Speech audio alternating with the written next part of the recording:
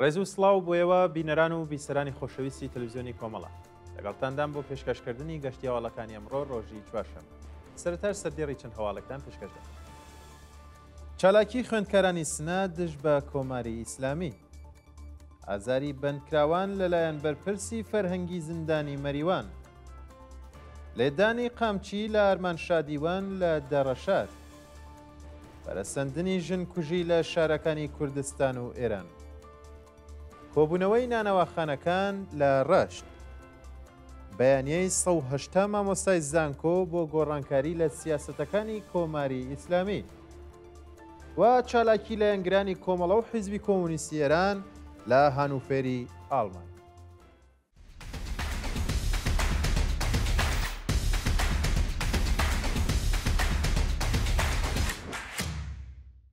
چالاکی خوێندکارانی سنە دژ بە کۆماری ئیسلامی. ڕۆژی سێشەمە حەڤەی پوشپەڕ کۆمەڵێک لە خوێندکارانی شاری سنە باڵواسینی بەنێر دەنگی نەڕەزایەتی خۆیان لە ئازبار و دۆخی وڵات نیشاندا. خوێندکارانی کوردستان لە پەیامێکدا ڕایانگەیان ئێمە خوازیاری گۆڕانکارین. خوێندکارانی شۆڕژگەر داوایان لە هەموو هاوڕێیانیان کرد لە سەرانسەری وڵات پەیوەست بە بزوتنەوەی خوێندکارانی پێشڕە و دژ بە سەرکوت و نادادپەروەری بن. بەشداربوانی و چالاکیە هەروەها وتیان ئێمە بەهێز وەستاوین و تاگەیشتن بە گۆڕانکاریەکی سەرەکی دەست لە خەبات هەڵناگرین. ئازاری بەندکراوان لەلایەن بەرپرسی فەرهەنگی زیندانی مەریوان. بە پێی هەواڵی گەیشتوو ڕەزا ڕۆستەمی بەرپرسی فەرهەنگی زیندانی مەریوان لە ڕێگەی گوشارهێنان و بێڕێزیەوە بەندکراوانی سیاسی ئەشکەنجە ئەدات. بە وتەی سەرچاوەکانی هەواڵیش ڕەزا ڕۆستەمی بەرپرسی فەرهەنگی بەندینخانەی مەریوان ئەو بەندکراوانەی کە داوای مەرەخەسییان کردبوو ناچار بە خوێندنەوەی ژیاننامەی شەهیدەکانی کۆماری ئیسلامی دەکات. ئەگەر بەندکراوێک بڕیارەکان جێبەجێ نەکات ڕوبەڕووی هەڕەشە و ئەشکەنجەی جەستەی و دەرونی دەبێتەوە. لێدانی قەمچی لە ئارمان شادیوان لە دەڕەشار. ڕۆژی سێشەممە حەڤەی پوشپەڕ حکمی 30 زەربە قامچی ئارمان شادیوان چالاکی مەدەنی خەڵکی دەڕەشار لە لقی جێبەجێکاری سزاکانی ئەو شارە بەڕێوە چوو. مانگی خەسەڵوەری ساڵی ڕابردوو ئارمان شادیوان بۆ دادسەرای گەشتی انقلابی دەڕەشار بانگێشت و دەست بەسەر کرا. مانگی ڕێبەندانی 1430 هەتاویش ئەو چالاکە مەدەنیە لە پەروەندەیەکی ساختەدا بە 2 ساڵ زیندان سزادرا و لەقی سەویەکی دادگای انقلابی دەڕەشار ناوبراوی بە تۆمەتی بێڕێزی بە ئیبراهیم ڕەیسی بە 30 زەربە شەلاق مەحکوم کرد. پەرەسەندنی ژنکوژی لە شارەکانی کوردستان و ئێران. لە ماوەی ڕۆژانی 11 بۆ 15 پوشپەڕی 1404 هەتاوی 4 ژن لە شارەکانی کرماشان، نەیشاپور، فومەن و دوورگەی هۆرمۆز لەلایەن ئەندامانی بنەماڵەکانیانەوە کوژراون. ماوەیەک لەمەوبەر تەرمی کچێکی تەمەن 14 ساڵی خەڵکی دوورگەی هۆرمۆز بە ناوی ئایدا دۆزرایەوە و پۆلیس پشڕاستی کردوێتەوە کە ئەو کچە مێر منداڵە بە ئەنقەس کوژراوە. ڕۆژی 14 مانگەش ژنێکی گەنج و دایکی منداڵێک لە شارستانی فومەن بە ناوی نیلوفەر فەتحی لەلایەن پیاوێکەوە کە سیغەی کردهبوو بە شێوەیەکی وەحشیانە کوژراوە و تەرمەکەشی لە نێو کەناڵیاویە و شارە دۆزراوەتەوە.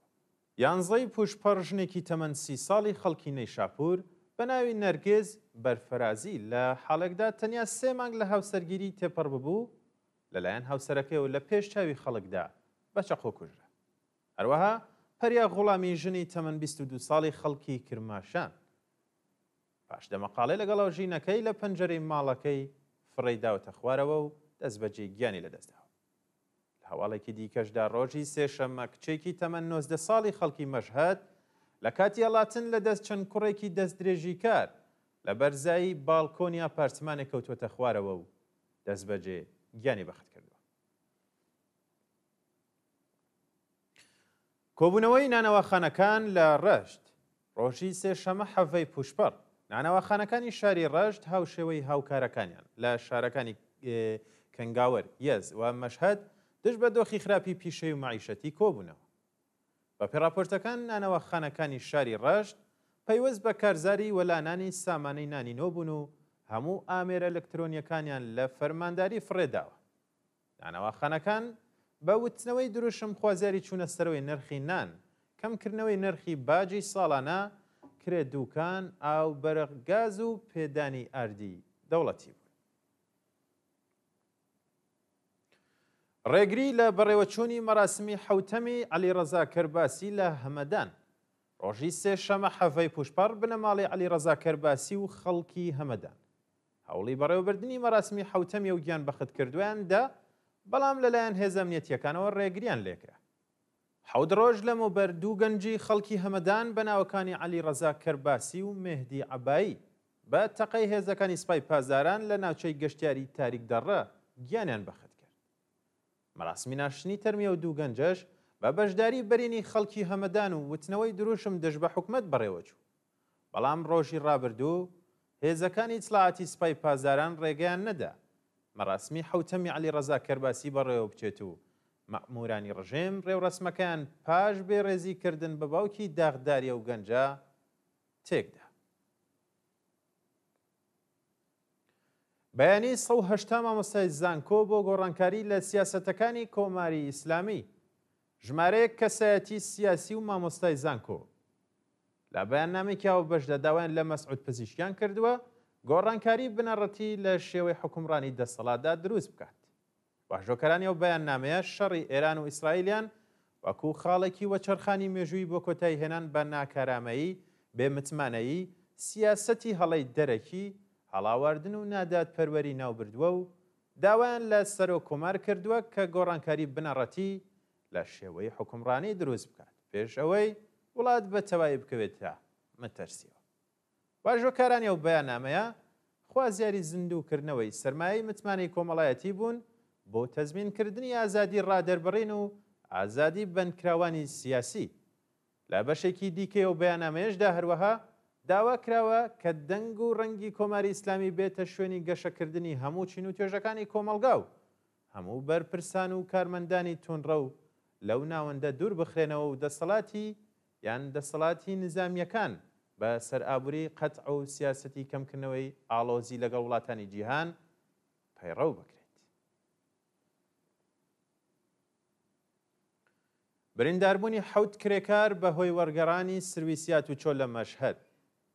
دوانیوە ڕۆی سێشەمە حەڤەی پوشپەڕ سرویسی هاتوچۆی کرێکارانی کارگەیەکیوە بەرهێنان لە شاری مەشهەد تووشی ڕووداوی هاتوچۆ بوو بۆ هۆیشەوە حەوت کرێکار بریندار بوون. بە وتەی پۆلیسی هاتوچۆی مەشهەد مینیبوسی هەڵگری کرێکارانی شاغڵ لە کارگەیەکی وەبەرهێنان لە دەوروبەری مەشهەد لەگەڵ وانتبارێکدا بەریە کەوتون و لە ئاکامی ئەوەشدا یان لە ئاکامی ئەو ڕووداوەدا حەوت کرێکار بریندار بوون و ڕەوانەی ناوەندە دەرمانیەکان کراون. پەرەسەندنی نائەمنی لە بەلوچستان و سەرکوتی خەڵکی بەلوچ. ڕۆژی سێشەممە هێزە سەرکوتگەرەکانی کۆماری ئیسلامی چابەهار و خاش هێرشیان کردە سەر شارۆمەندانی بەلوچ و پاش شەڕێکی دەستە و یەخە سێ کەسیان کوشت و هاوڵاتیەکیشیان بریندار کرد.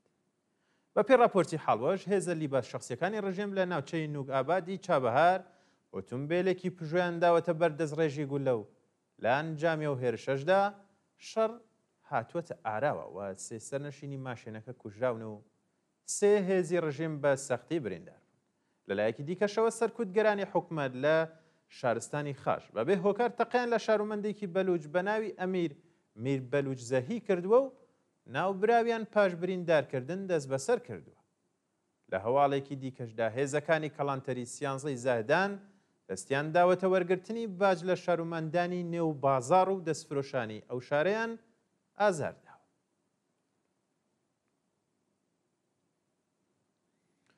بانکرانی یونس ئازادبەر چالاکی کرێکاری ڕەش بۆ دادگا.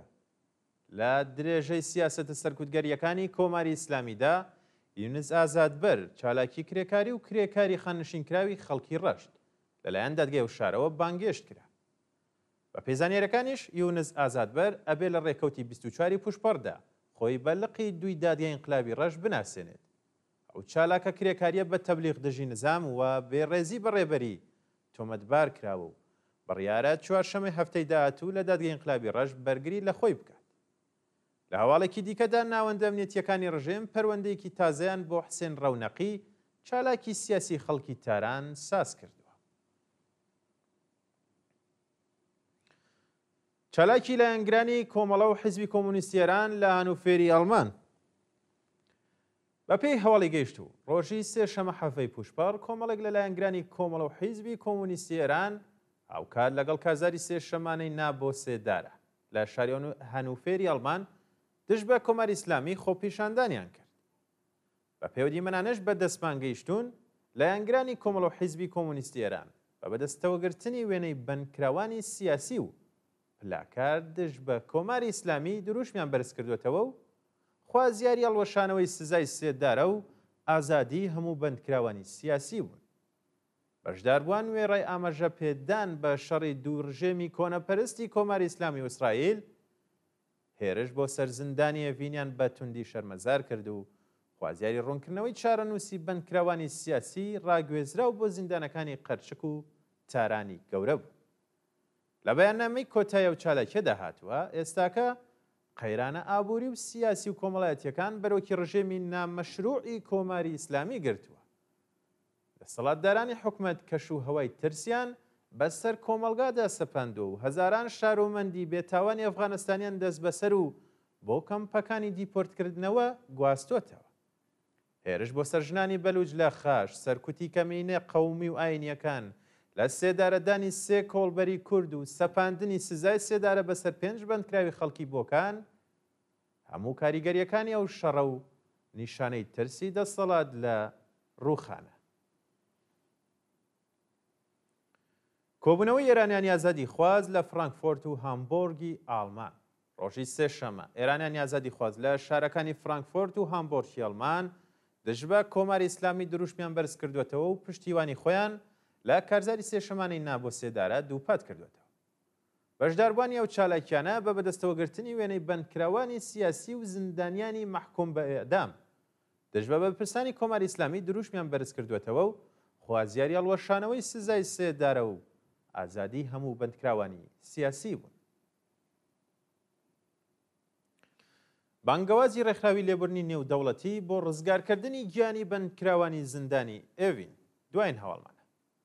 ڕێکخراوی لێبوردنی نێودەوڵەتی لە بەیاننامەیەکدا سەبارەت بە دروستبوونی مەترسی لەسەر گیانی سەدان بەندکراوی زیندانی ئێڤین هۆشداریان بە کۆماری ئیسلامیدا.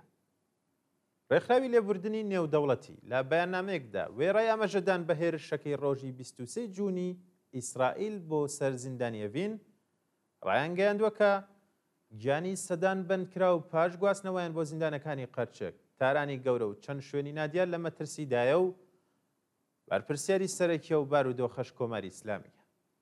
ڕێکخراوی لێبوردنی نێودەوڵەتی لە کۆتایی بەیاننامەکەیدا خوازیاری ئازادی هەموو بەندکراوانی سیاسی و دابینکردنی ئیمکاناتی ڕەفاهی بۆ هەموو بەندکراوانی دیکە بوو. بەڵێ بینەرانی خۆشەویست گەشتی هەواڵەکانم پێشکەشکردن کات ساتێکی خۆش بۆ هەموو لای.